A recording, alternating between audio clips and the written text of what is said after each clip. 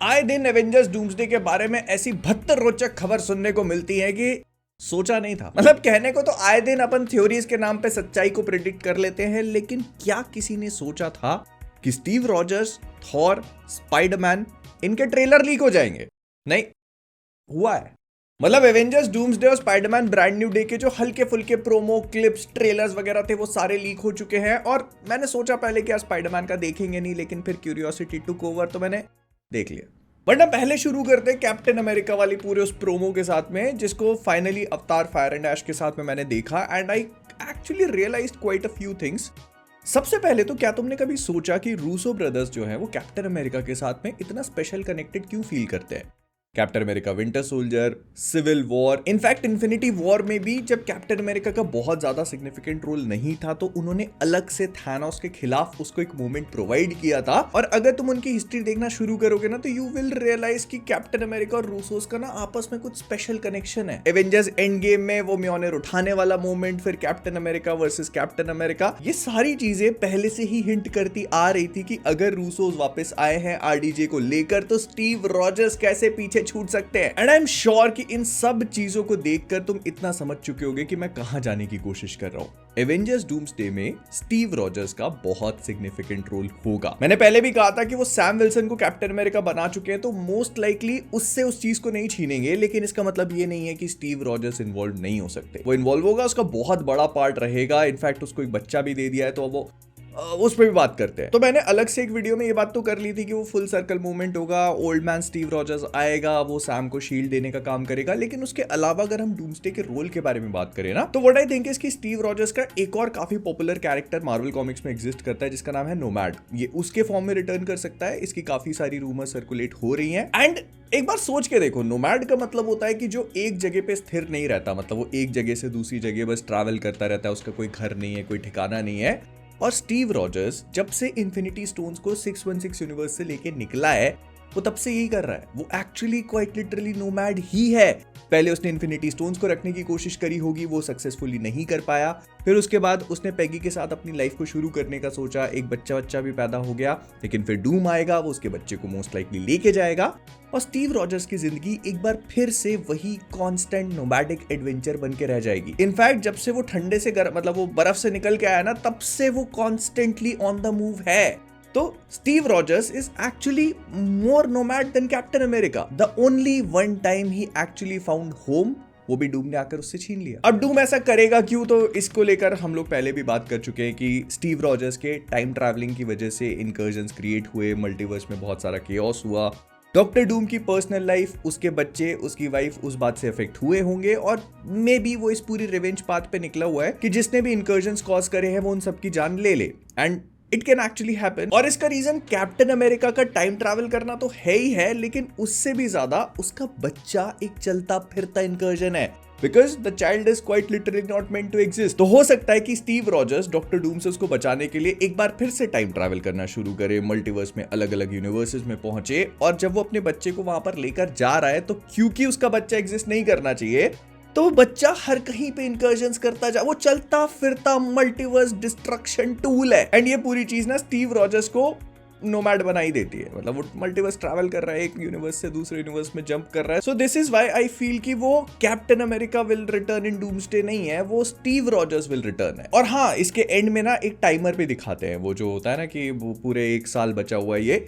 ये कोई नॉर्मल चीज नहीं है, कोई भी 1 साल पहले का टाइमर नहीं दिखाता। This is Russo brothers actually telling us कि ये डूम्सडे क्लॉक है। मतलब डूम्सडे का नाम सिर्फ डॉक्टर डूम की वजह से नहीं, मतलब वो तो है ही है, लेकिन उसके अलावा जो डूम्सडे है ना वो सिग्निफाई करता है कि पूरी दुनिया खत्म होने वाली है और वो डूम्सडे है। तो ये उसी का टाइमर है। और ये टाइम रन्स आउट जो सीक्रेट वॉर्स के पहले आने वाली पूरी कॉमिक बुक सीरीज थी उसके साथ तब परफेक्टली लाइन अप होता है, क्योंकि उसमें भी हम इन कैरेक्टर्स को स्ट्रगल करते हुए देखते हैं, फाइट करते हुए देखते हैं, और जब कुछ भी काम नहीं करता तो दे एक्चुअली गिव इन। और उन पैनल्स में ये ऐसे दिखाया जाता है कि हर एक character has made peace with himself और अब बस वो लोग तैयारी कर रहे हैं इस दुनिया से चले जाने की। मतलब this is actually quite tragic. मतलब जैसे ब्रूस बैनर बैठा है, उसका हल्क से अब कॉन्फ्लिक्ट खत्म हो चुका है because it doesn't matter anymore. तचाला और स्टॉर्म, जो एक्समेन की स्टॉर्म है, इनका काफी लंबे टाइम से अफेयर चल रहा है। दोनों एक दूसरे को पसंद करते हैं but because of the circumstances वो एक दूसरे के साथ नहीं आ सकते। They both spend time with each other and make peace with their love. Tony Stark के साथ में तो और ही ट्रैजिक डील है। वो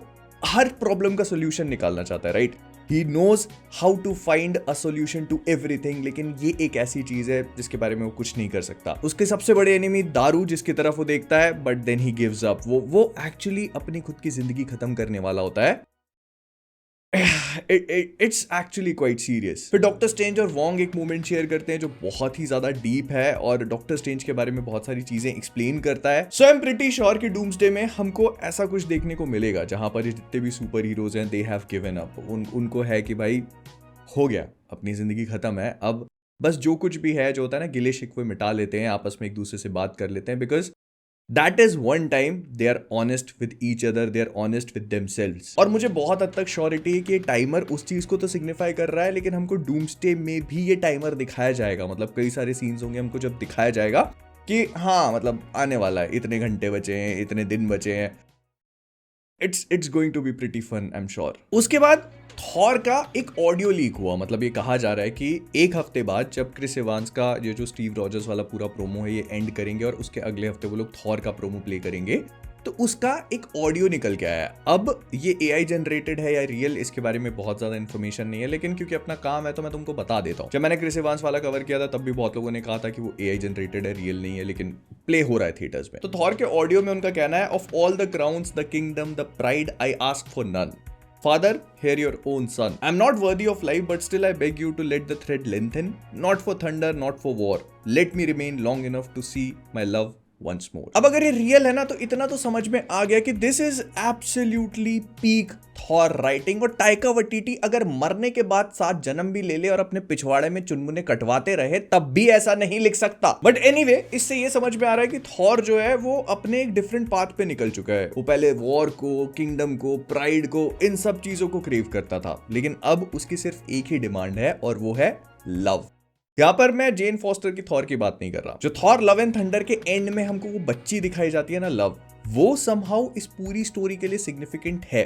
कैसे यार, हर कई बच्चे इन्वॉल्व कर दिए रूसोस ने, ये गॉर पार्ट 2 तो नहीं बना, मतलब आई जस्ट होप नॉट। लेकिन इससे ये बात समझ में आ जाती है कि थॉर लव के साथ समय बिताना चाहता है। वो चाहता है कि वो लव को एक बार फिर से देखे। इसका मतलब ये है कि वो उसके साथ में नहीं है। अब यहाँ पे 2 पॉसिबिलिटीज हो सकती हैं। सबसे पहली तो ये कि थॉर जो है वो डूम्सडे की पूरी फाइट और वो जो होता है ना एक आखिरी ग्रैंड वॉर लड़ने के लिए निकल पड़ा है, और इसी वजह से उसे लव को पीछे छोड़ के जाना पड़ा, जो वो बिल्कुल नहीं चाहता। और जहां पे वो फंस चुका है, मे बी वहां से वापस नहीं आ पा रहा है, तो वो बस अपने पिताजी से प्रार्थना कर रहा है कि मुझे अपनी बेटी को एक बार फिर से देखना है। या दूसरी पॉसिबिलिटी ये है कि डूम ने इसको भी उठा लिया है। मतलब वो बच्चे तो उठा ही रहा है। फ्रैंकलिन जिसके पास बहुत शक्ति थी, quite literally he was power cosmic. दूसरी लव जो इटर्निटी है। कैप्टन अमेरिका के बच्चे के पीछे भी वो आएगा ही, उसके अंदर शक्तियां हैं या नहीं ये तो हमको नहीं पता, लेकिन अगर डूम बच्चे उठा रहा है तो love could be one of those. I am not sure about it yet, लेकिन हाँ, इसके विजुअल्स अगर हमें आगे देखने को मिलते हैं तो मजेदार होगा। प्लस एक चीज और है जो मैं चाहता हूं कि रूसोस थॉर के साथ करें, उसको अनवर्दी कर। आई नो थॉर रैग्नारॉक में इसका एक थोड़ा हल्का फुल्का पार्ट हुआ था कि म्योनिर उससे छिन गया था, लेकिन अब I want him to get unworthy. और फिर सीक्रेट वॉर्स के बाद जब पूरा थॉर की एक अनवर्दी वाली कहानी शुरू होनी चाहिए, जहां पर you know where I am getting right. जैसे स्पाइडरमैन का वेनम आर्क है, वैसे ही थॉर का भी एक अनवर्दी वाला बहुत ही ज्यादा पीक आर्क है। अगर हम लोग क्रिस हेम्सवर्थ के थॉर को अनवर्दी होकर दोबारा वर्दी होते हुए नहीं देखते तो फिर क्या ही थॉर बनाया मार्वल वालों ने। But anyway, will talk about this later as well. लेकिन फिर आता है स्पाइडरमैन ब्रांड न्यू डे का ट्रेलर, और ये एक्चुअली सही है। मैं नहीं जानता कि बदकिस्मत इंसान कौन है, लेकिन इसके ऊपर थोड़ा सा और रिसर्च करने पे आई एक्चुअली रियलाइज्ड कि एक ऐसा वेबसाइट वगैरह है जहां पर आपको भतेरे फॉर्म्स भरने पड़ते हैं, भतेरी चीजों को साइन करना पड़ता है, और उसके बाद आप कुछ ऐसी चीजों को देख सकते हो, मतलब ट्रेलर्स वगैरह को देख सकते हो रिलीज से काफी टाइम पहले, जिसके थ्रू वो लोग सर्वे लेते हैं, फीडबैक लेते हैं कि क्या ये चीज आपके लिए काम करी, क्या नहीं करी, और फिर उसको फाइनली रिलीज करते हैं। तो किसी इंसान ने उसी वेबसाइट का ऐसा पूरा रिकॉर्ड कर लिया है, बट उसे ये नहीं पता कि इसमें शायद इनविजिबल कोड्स होते हैं जिसके थ्रू वो लोग ट्रैक कर सकते हैं कि ये कहां से निकल के आया है और इस इंसान की जिंदगी को बर्बाद किया जा सकता है। अब I don't know if that is going to happen और नॉट, लेकिन स्पाइडरमैन ब्रांड न्यू डे के बारे में कुछ चीजें पता चल चुकी हैं। जैसे सबसे पहली तो ये कि हम लोग वही सड़क छाप स्पाइडरमैन देखेंगे जो हम पता नहीं कब से देखना चाहते थे। वही दुख, अकेलापन, उदासी, peak Spiderman, that is what we want. Then यहां पर कुछ विलन्स के बारे में भी हल्की फुल्की हिंट मिली है। जैसे 2 पैनल्स हैं जो क्वाइट लिटरली कॉमिक बुक से ही उठाए हुए हैं, और ये चलो फिर भी ठीक है, इनके बारे में जब एक्चुअल ट्रेलर रिलीज होगा तब बात करी जाएगी। लेकिन यहाँ पर बूमरैंग्स है, जो ये बात कंफर्म कर देता है कि हमें स्पाइडरमैन का विलन बूमरैंग देखने को मिलेगा। उसके अलावा भी काफी सारी चीजें मैं बहुत अच्छे से समझ नहीं पाया, बट एक फ्रेम है जहां पर हम कुछ निंजास को देख सकते हैं। मैं पहले सस्पेक्ट कर रहा था कि शायद इसमें इनर डीमंस अपीयर होंगे, लेकिन नहीं, they are actually looking like the hand, जो हम लोग डेयरडेविल, नेटफ्लिक्स वाले डेयरडेविल में देख चुके हैं। शायद ये लोग यहाँ पर भी इनको लेके आ रहे हैं, उनके पास कुछ पावर्स वगैरह हैं, और मोस्ट लाइकली ये मूवी का काफी इंपॉर्टेंट पार्ट होंगे। इसके बाद सेडी सिंह की बैकग्राउंड में आवाज आती है कि पीटर पार्कर मेरे करीब मत आओ, मैं तुम्हें बर्बाद कर दूंगी। एंड पीटर इज लाइक, मैं बर्बाद होना चाहता हूँ। एक्चुअली ऐसा नहीं होता, लेकिन वो उसको धमकी दे देती है कि पीटर पार्कर, अगर तुम पीछे नहीं हटे तो सिर्फ तुम्हारे दोस्त ही नहीं होंगे जो पीटर पार्कर को भूल चुके हैं। इसका मतलब ये भी हो सकता है कि उसको पीटर की सीक्रेट आइडेंटिटी पता है, which I okay, that is quite dangerous. फिर मूवी का एक और विलन है टूम्बस्टोन, जो अंडरवर्ल्ड का एक लीडर की तरह दिखाया जाएगा। कॉमिक बुक्स में भी बहुत ही ब्रीफ पीरियड के लिए ऐसा होता है कि टूम्बस्टोन, मतलब पावर तो है इसके पास।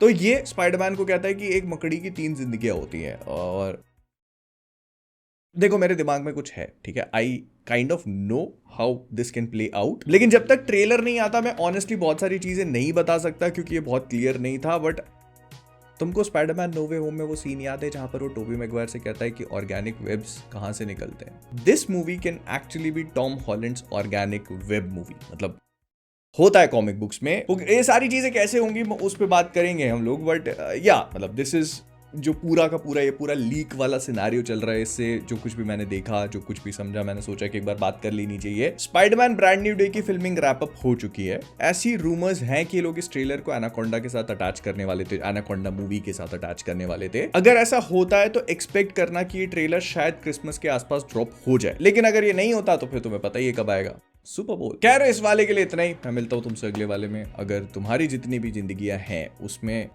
अपने क्रश से बात करके उसको पटाना चाहते हो तो फिर लाइक करो, सब्सक्राइब। धमकियों से ही काम चलाना पड़ेगा, वैसे बोलने पे, रिक्वेस्ट करने पे तो मानता ही नहीं ना।